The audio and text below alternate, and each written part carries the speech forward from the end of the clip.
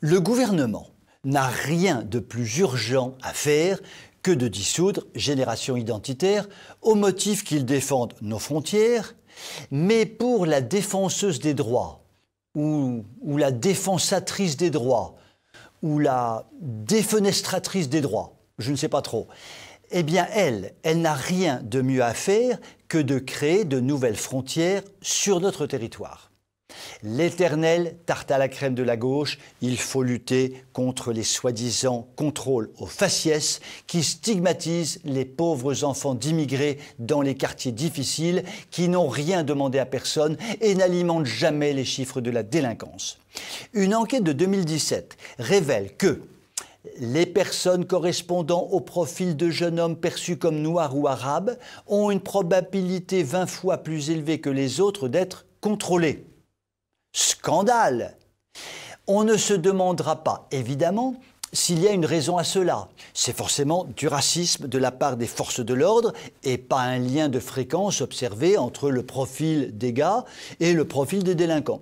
Donc, la nouvelle idée géniale et lumineuse de la défenseure des droits, je ne sais pas comment on appelle ça, la défenestratrice des droits peut-être, eh bien son idée est très simple. Dans le cadre de la lutte contre les discriminations et afin d'éviter les contrôles aux faciès, on ne va plus faire de contrôle. Du tout. C'est tellement simple qu'on se demande pourquoi on ne le fait pas depuis Charles le Chauve. Les contrôles ne servent à rien, nous expliquent de mirobolantes études, à part créer de la tension et favoriser l'escalade de la violence. On se demande bien pourquoi, si les personnes contrôlées n'ont rien à se reprocher. Moi, quand je me fais contrôler, je tends mes papiers à monsieur l'agent, je ne l'insulte pas et je n'ai pas envie de le tabasser. Donc, pas trop de risque que ça dégénère. Bon, enfin, j'avoue que parfois, quand c'est une ravissante gendarmette toute blonde... Bon, donc, le gouvernement veut installer des zones sans contrôle. C'est formidable, nous avions jusqu'à présent les territoires perdus de la République, les zones de non-droit, formule négative élégante, pour expliquer qu'en fait, il règne un autre droit, celui de la charia.